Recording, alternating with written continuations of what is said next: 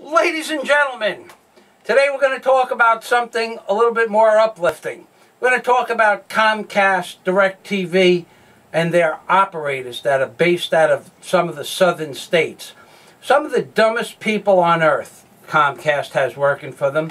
Do you know that in the last 6 months I have spent more than 75 hours on phones with technicians, Comcast operators, and supervisors trying to get appointments for 4 different problems that in the end they found existed on the lines or the equipment. But the 75 hours that I spent with the telephone operators, technicians, supervisors, and repairman in the last 6 months, I didn't get reimbursed 5 cents for.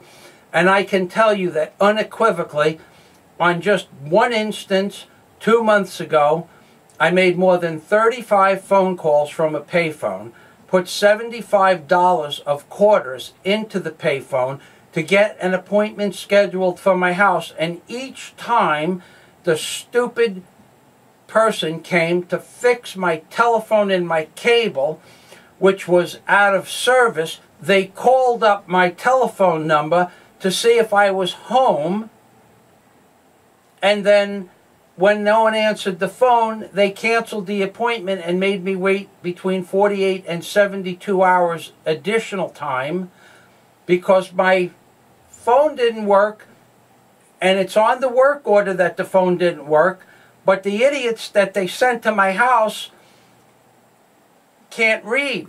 So they called up the telephone that they're supposed to fix as part of the work order, even though there's a note saying beep the horn or knock on the door.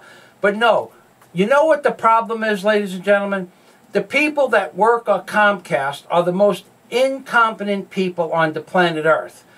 Now, during that one period of time where I made approximately 35 phone calls, phone service didn't work between 10 and 13 days, and I spent $75, and I had to drive a quarter of a mile each time I needed to make a phone call and drop 50 cents into the phone every 3 minutes.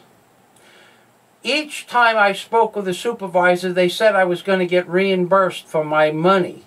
And do you know what? At the end of the billing period for the month of November, for the month of December, for the month of January, I didn't get credited. I had to call them up at least 15 times till I got the regional director on the phone and complained to him, and you know what he gave me? He gave me 1 month's free service that came out to about $74.